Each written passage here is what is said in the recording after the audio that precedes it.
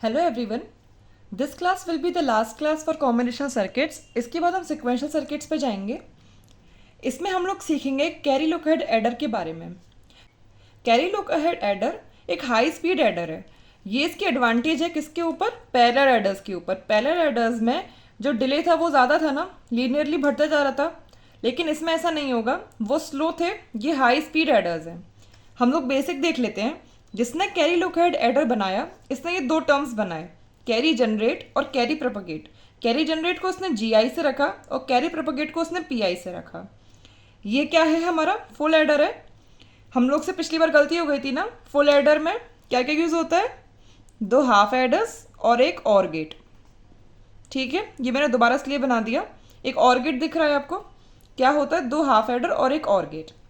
ठीक है, उसने क्या किया, जीआई को नोटेशन क्या दिया? एक्स आई इंटू वाई आई। अगर कहीं पे भी एक्स और वाई का मल्टीप्लाई होगा तो वो जी के इक्वल होगा नोटेशन में, और कहीं पे इन दोनों का एक्सऑर होगा तो वो पी के इक्वल होगा।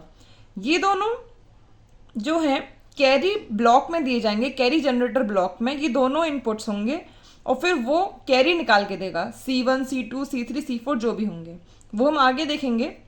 जैसे हम लोग को एक्सप्रेशन पता है फुल एडर्स के, CI+1 के एक्सप्रेशन ये होता है, तो उसको GI और PI के फॉर्म में कैसे लिख सकते हैं? XI और YI को हम लोग लिख दें GI प्लस CI को एज इट इज, और इसको लिख दें PI। तो ये फॉर्म है। अगर हमें कैरी चाहिए तो हमें CI और PI का मल्टीप्लाई करना है और उसमें GI का प्लस करना है। ठीक है, अगर हमें सम चाहिए तो हमें क्या करना है? PI का और CI का, इन दोनों का एक्सऑर करना है। समझ में आ गया? ये आपको याद करना पड़ेगा कि GI है इन दोनों का मल्टीप्लाई और PI जो है इन दोनों का एक्सऑर है। ठीक है, क्या एडवांटेज था इसका? Carry look ahead adder advantages over ripple carry header. क्यों? क्योंकि टोटल डिले इसमें कांस्टेंट होता है इस तरह। वो हम देखते हैं कि कैसे होता है। रिपल कैरी एडर में यही तो हो रहा था कि सारे जो एफएज थे उनको कैरी के लिए वेट करना पड़ रहा था, तो इसमें हमें कैरी के लिए वेट करना पड़ेगा कि नहीं, ये हमें देखना है। ये जो है CI+1, ये आपने ऊपर देखा, GI प्लस PI CI, यही लिख रहा है ना। अगर इसमें हम C1 निकालते हैं तो हम लोग क्या करेंगे? G0 plus P0 C0। ठीक है, G0 हम कैसे निकालेंगे? इसमें G0 हम कैसे निकालेंगे? X0 और Y0 का मल्टीप्लाई करके। P0 हम कैसे निकालेंगे? X0 और Y0 का एक्सऑर करके, और C0 भी हमें एज ए इनपुट दे रखा होता है, तो सारे इनपुट्स ही हो गए एक तरह से। ठीक है, C2 कैसे निकालेंगे? 2 है यहाँ पे तो I की जगह 1 होगा, G1 प्लस P1 C1। ठीक है, तो इसमें G1 क्या है? G1 है X1 और Y1, जो फर्स्ट बिट है X और Y की उन दोनों का मल्टीप्लाई, और P1 क्या है? X1 XOR Y1। ठीक है, ठीक है, G1 प्लस P1 और C1 की जगह G0 प्लस P0 C0। ठीक है, अगर हम खोलेंगे G1 plus P1 G0 plus P1 P0 C0। इसका मतलब क्या है? इस एक्सप्रेशन का मतलब ये है कि अगर हमें C2 निकालना है तो हमें X1 Y1 और X0 Y0 और C0 इनकी ज़रूरत पड़ेगी। किसकी ज़रूरत पड़ेगी? X0 Y0 X1 Y1 और C0। अगर हमें C2 निकालना है तब, C1 निकालना है तब भी। ठीक है, अगर हम C3 देखते हैं, C3 क्या होगा? G2 प्लस P2 C2, है ना? G2 प्लस P2 C2 होगा। G2 तो एज इट इज, क्योंकि G2 क्या होगा? X2 into Y2 plus P2 क्या होगा? X2 XOR Y2, और C2 क्या होगा? G1 plus P1 G0 plus P1 P0 C0। तो एक तरह से C3 क्या आ गया? G2 plus P2 G1 plus P1 P2 G0 plus P0 P1 P2 C0। ठीक है, इसमें भी हमें क्या क्या ज़रूरत पड़ा? C3 निकालने के लिए X2 Y2 X1 Y1 X0 Y0 और C0 है। तो यही हमारे क्या है, जो बेसिक इनपुट्स है वो यही है ना हमारे, उसी से हम लोग दोबारा कैरी निकाल रहे हैं ना। हम लोग को कोई दूसरे फ्लिप फ्लॉप की ज़रूरत नहीं पड़ रही ना, वो एफ की ज़रूरत नहीं पड़ रही ना हमें।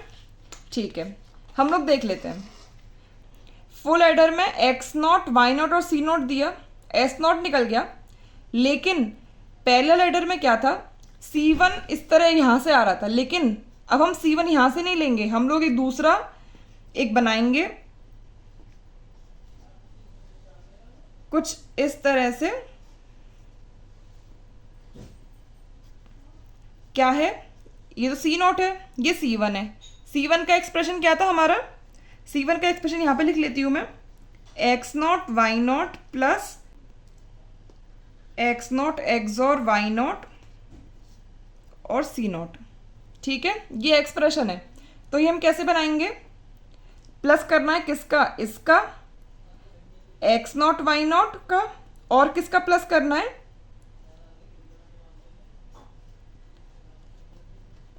एक तो सी नॉट और एक एक्स नॉट वाई नॉट। ठीक है, ये सर्किट एक अलग से है, ये सर्किट जहां से आएगा उसी को कहते हैं हम कैरी जनरेटर। सर्किट से डायरेक्टली उसमें क्या क्या है, एक्स नॉट वाई नॉट और सी नॉट, ये इनपुट्स हैं, उससे डायरेक्टली C1 निकाला है और इस फ्लिप फ्लॉप इसको फुल एडर को दे दिया है। इसी तरह यहाँ पे जो हमें C2 मिलेगा वो किससे मिलेगा, एक दूसरा सर्किट होगा जो किससे बना होगा, एंड और एक्सॉर इनसे बना होगा। ठीक है, ऐसे यहाँ पे जो C3 मिलेगा वो भी एक सर्किट से मिलेगा जो किससे बना होगा, एंड से, और से और एक्सॉर से। ठीक है, समझ में आ गया कैसे यहाँ पे कैरी अलग से दी जा रही है और दूसरे फ्लिप फ्लॉप का वेट नहीं, वो फुल एडर का वेट नहीं किया जा रहा है। ठीक है, कंपैरिजन देख लेते हैं। अगर मान लीजिए 4 बिट फुल एडर्स लगे हुए हैं, सबका हम लोग मान लेते हैं 10 नैनो सेकेंड है, सम और कैरी जनरेट करने में 10 नैनो सेकेंड्स लगते हैं उन्हें। अगर वो रिपल कैरी एडर में होते तो 10 नैनो सेकेंड्स इसके, 10 नैनो सेकेंड्स इसके, फिर इसके और फिर इसके, तब जाके उसका कैरी और सम आता। तो उसमें टोटल प्रोपगेशन डिले क्या होता, 40 नैनो सेकेंड्स होता। Total propagation delay 40 nano seconds होता। लेकिन अगर कैरी लुक अहेड एडर है तो ये तो 10 नैनो सेकेंड्स में दे देगा, सम देगा। लेकिन इसमें अलग सा सर्किट है जिसका total propagation delay 2 nano seconds है, इसका 2 नैनो सेकेंड्स और 12 नैनो सेकेंड्स लगेगा इसको सम और कैरी देने में, इसको भी सम और कैरी देने में 12 नैनो सेकेंड्स लगेगा। तो टोटल प्रोपगेशन डिले कांस्टेंट होगी ना 12 नैनो सेकेंड्स पे, चाहे कितने भी हम लोग लगा लें, n बिट भी होगा तब भी उसका 12 नैनो सेकेंड्स ही होगा, पर इसमें बढ़ता चला जाएगा। समझ में आ रहा है ना। ठीक है, आई होप समझ में आ गया होगा कि आपका जो डिले है वो कांस्टेंट क्यों है। इसमें हम लोग अब बनाएंगे कि कैरी जनरेटर ब्लॉक होता कैसे है। ठीक है, इसमें हम लोग सर्किट बनाएंगे, पूछा नहीं जाता है पर हम लोग को एक तरह से दिमाग में तसल्ली हो जाती है कि हाँ हम लोगों ने देखा कैसे बनता है। ठीक है, ये बेसिक है। G I is equals to X I P I Y I, P I is equals to X I X और वाई आई, एस आई ये होता है और सी आई प्लस 1 ये होता है। ठीक है, सबसे पहले हम लोग निकाल लेते हैं एस नॉट क्या होगा, एस आई से एस नॉट क्या होगा, पी नॉट एक्स और सी नॉट। S1 क्या होगा, P1 एक्स और C1। S2 क्या होगा, P2 एक्स और C2। ठीक है, C1 क्या निकला था हमारा, लास्ट वाले से C1 क्या निकला था, यहां से देख लेते हैं। C1 क्या निकला था हमारा, G not plus P not C not.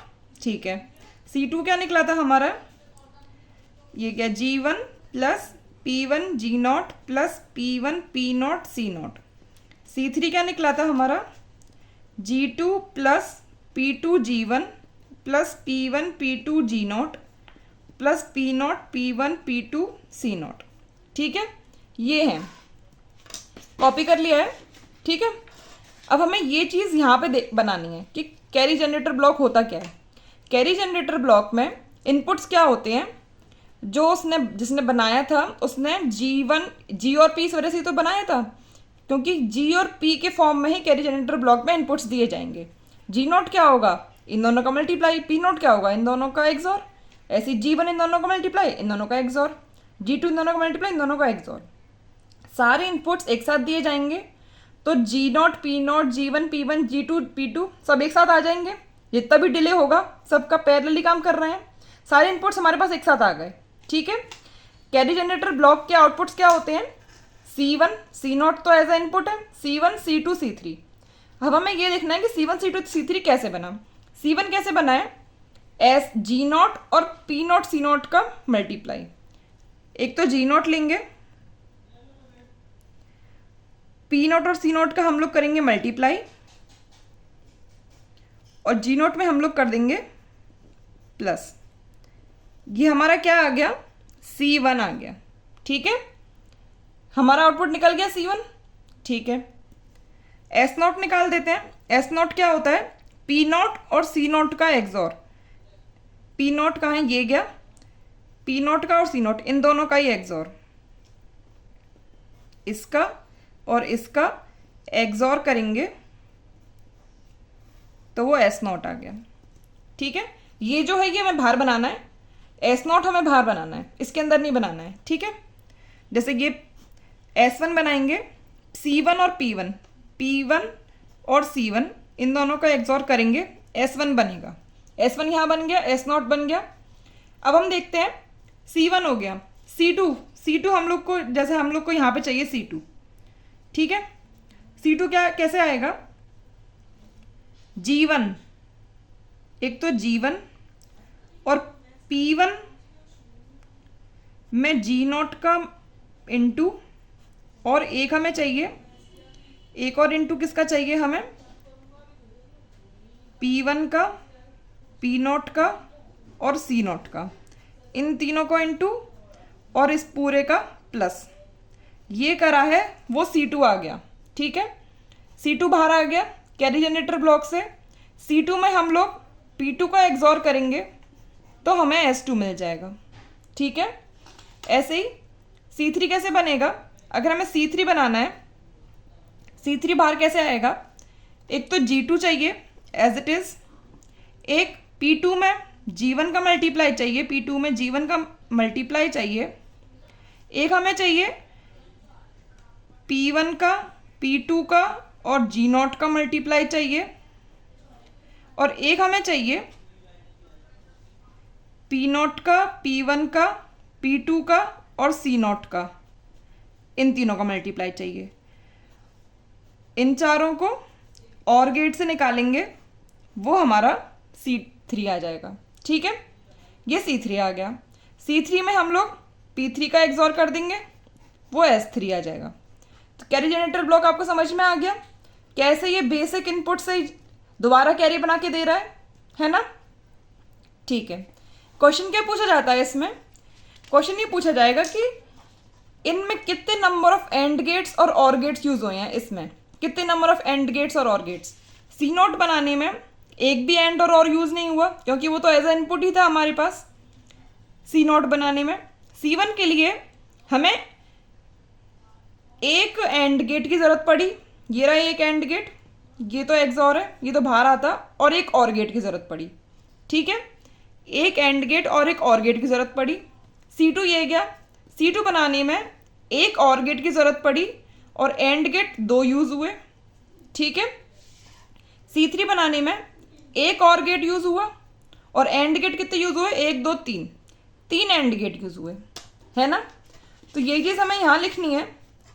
Total number of and gates in carry generator block, C0 में एक भी नहीं, फिर 1 यूज हुआ, फिर 2 यूज हुए, 3 यूज हुआ, जितने होंगे n लगा दें।